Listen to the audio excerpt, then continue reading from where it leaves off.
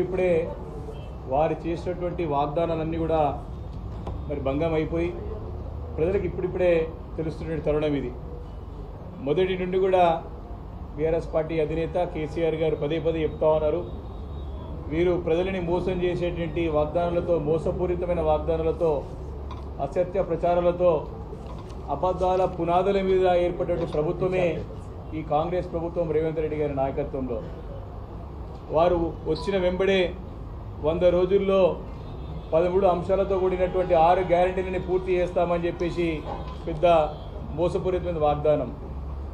అంతేకాకుండా రైతులందరికీ కూడా ఏకకాలంలో 2 లక్షల రూపాయల రుణమాఫీని డిసెంబర్ 9వ తారీఖున ఒక్క సంతకంతో అందరు కూడా మాఫీ చేస్తామని చెప్పేసి ఇంకొక మోసపూరితమైన వాగ్దానాలు. ఇలా అనేక వాగ్దానాలు చేసి ప్రజలని మభ్యపెట్టి ప్రజలను మోసం చేసి ప్రభుత్వం ఏర్పాటు చేసింది. బాధ్యత గల ప్రతిపక్షంగా ప్రజలు మాకు ఇచ్చిన పాత్రని మేము సక్రమంగా నిర్వర్తిస్తూ మరి ప్రజలకి న్యాయమయ్యే విధంగా పోరాటం చేయాలని చెప్పేసి మా అధినేత కేసీఆర్ గారు దిశానిర్దేశం చేసిన తరుణంలో మొదటి 6-7 నెలలు మనం ఎవరిని కూడా అధికారంలో వచ్చినటువంటి పార్టీకి, మన ప్రభుత్వానికి సహకరించాలా, ప్రజల పక్షాన ఉండి ప్రజల యొక్క సమస్యలు పరిష్కరించడానికి ప్రయత్నం చేయాలా తప్ప మన రాజకీయాలకు పోదని చెప్పి మా అధినేత చాలా స్పష్టంగా మాకు అందరూ కూడా దిశానిర్దేశం చేశారు. కానీ ప్రభుత్వం యొక్క తీరు చూస్తూ ఉంటే ఆశ్చర్యం కలుగుతూ ఉన్నది.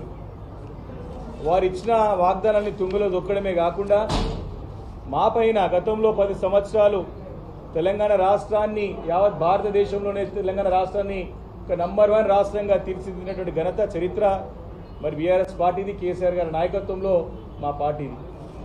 ఈరోజు వారు చేసే పనిని సక్రమంగా చేయలేక మా పైన బురద వెళ్ళే ప్రయత్నాన్ని, పనిని మరి మొదటి నుండి కూడా ఈరోజు వరకు పెట్టుకుంటూ వస్తూ ఉన్నారు. చెప్పాం 100 రోజులు అయిపోయినది, 200 రోజుల దగ్గర వస్తూ ఉన్నది, మీ 6 గ్యారెంటీలు ఏమైనాయని చెప్పేసి ప్రజల పక్షాన్ని అడగాల్సిన అవసరం ఉన్నది.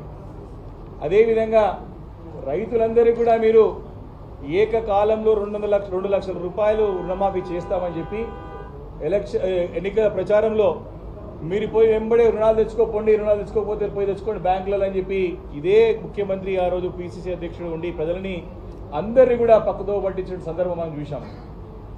ఆ సందర్భంలో మా నాయకుడు హరీష్ రావు గారు అసెంబ్లీ వేదికగా అనేక వేదికల పైన స్పష్టంగా అడిగినారు, అయ్యా మరి మీరు 6 గ్యారంటీలు 13 అంశాలతో కూడిన 6 గ్యారంటీలని మీరు 100 రోజుల్లో పూర్తి చేస్తా అన్నారు. ఏకకాలంలో 2 లక్షల రూపాయలు రైతులకు రుణమాఫీ చేస్తామని చెప్పినారు. మీరు చేయడమే కాక ఇంకా కూడా అధికారంలో వచ్చిన తర్వాత కూడా ఇంకా ప్రతిపక్ష పాత్రలో పోషించుకుంటూ మాటలే మాట్లాడుతూ ఉన్నారు. బాధ్యత గల పదవిలో ఉండి పచ్చి అబద్ధాలు ఇంకా కూడా ప్రజలను మోసం చేసే ప్రయత్నం చేస్తూ ఉన్నారు. వారు మేము 6 గ్యారెంటీలు పూర్తి చేసేసినాము, రుణమాఫీ అయిపోతున్నది, అయిపోయింది అని చెప్పి పదే అడిగినప్పుడు మా నాయకుడు చాలా స్పష్టంగా అడిగినాడు, మీరు డిసెంబర్ 9వ తారీఖున అన్నారు, మీ తారీఖు లేదు, 6 గ్యారెంటీలు ఎక్కడ పోయినాయి, రుణమాఫీ రైతులందరూ కూడా రోడ్లపై తిరుగుతూ ఉన్నారు, వేచి చూస్తూ ఉన్నారు మీ యొక్క పిలుపుకి వస్తామని చెప్పేసి పదే అడిగిన సందర్భంలో పార్లమెంట్ ఎన్నికలు వచ్చి మీ అందరికీ తెలుసు, వారిని నమ్మే పరిస్థితి లేదు ప్రజలు. ఎందుకంటే 100 రోజులు అయిపోయింది, 6 గ్యారెంటీలు ఎక్కడో అటుకెక్కించే ప్రయత్నం చేస్తూ ఉన్నారు, ఏదో తూతు మంత్రంగా చేసే ప్రయత్నం చేస్తూ ఉన్నారు. రైతులు ఆందోళన చెందుతూ ఉన్నారు, రైతు బంధు పడతలేదు, చాలా రైతులు కష్టాలు పడుతూ ఉన్నారు, కరెంటు లేవు, నీళ్లు లేవు, చాలా రైతాంగం అంతా కూడా గత 10 సంవత్సరాలు పండగలా చేసుకున్న వ్యవసాయం అంతా కూడా బాధతో ఉన్న రైతులందరూ చెప్పి ప్రశ్నించినప్పుడు వారు దేవుళ్ళపైన ప్రమాణం ఎన్నికల్లో చూసిరు మీ అందరూ కూడా. ఆ సందర్భంలో తెలంగాణ రాష్ట్రంలో ఉన్న అన్ని దేవాలయాలందరూ, అన్ని దేవుళ్ళని మరి ప్రమాణం చేసి నన్ను నమ్మండి గొంతు చించుకొని మాట్లాడినాడు. మీరు చూసినట్టయితే గొంతు చించుకొని నమ్మే, ఎందుకంటే ప్రజలు నమ్మనప్పుడు ఎప్పుడు గట్టిగా మాట్లాడే ప్రయత్నం చేస్తాం. గట్టిగా మాట్లాడి వేదికలలో, సభలలో నన్ను నమ్మండి, దేవుని ప్రమాణం చేస్తూ ఉన్నా, మీకంటే మేము ఎక్కువనా అని చెప్పేసి మోసం చేసే ప్రయత్నం చేసినాడు. మరి ఆ రోజు ఒక మామూలుగా తూతు మంత్రంగా, నామమంత్రంగా ఆగస్టు 15 డేట్ పెట్టినాడు. మా నాయకుడు స్పష్టంగా అడిగినాడు, అయ్యా మరి నువ్వు చేస్తా అంటున్నావు, మరి ఆగస్టు 15 చేయకపోతే మరి రాజీనామా చేస్తావు, ఇప్పటికే 2 సార్లు 3 సార్లు అయిపోయిందని చెప్పి బాధ్యత గల ప్రతిపక్షంగా మా పైన పాత్ర ఉంటుంది, మా బాధ్యత ఉంటుంది.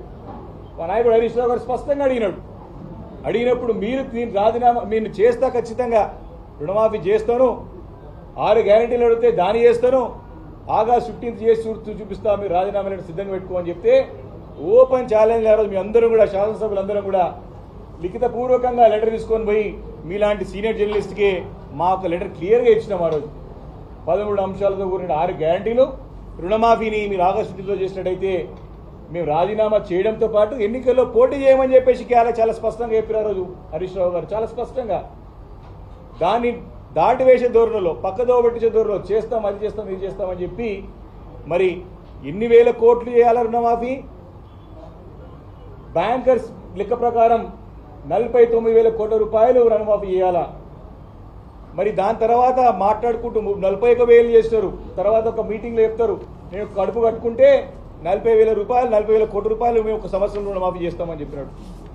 దాని తర్వాత మళ్ళీ క్యాబినెట్లో 31,000 బడ్జెట్ పెట్టుకున్నామని చెప్పినారు.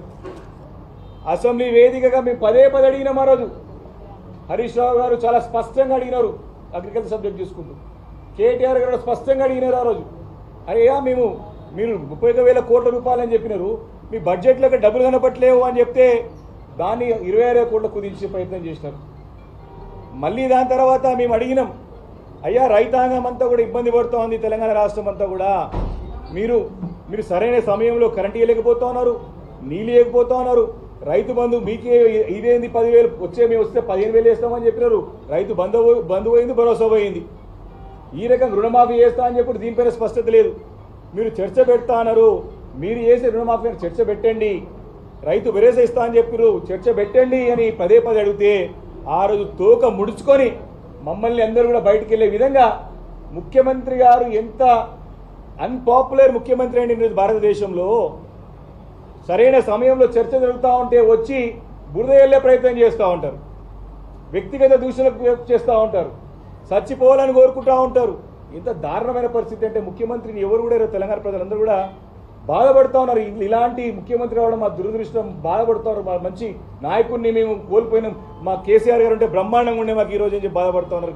అసెంబ్లీకి వచ్చి మీరందరూ చాలామంది చూసినారు, ఏ ఒక అంశం పైన సమగ్రంగా సమానం చెప్పేటి దమ్ము లేక, సత్తా లేక, వారికి అసమర్థతని మాయపైన రుద్దడానికి వ్యక్తిగత దూషణ దిగి సభని పక్కదో పట్టించి సభనంతా కూడా గందరగోళం సృష్టించి వ్యక్తిగత దూషణలకి పడి వారు పారిపోయే ప్రయత్నం చేశారు, పారిపోయినరు.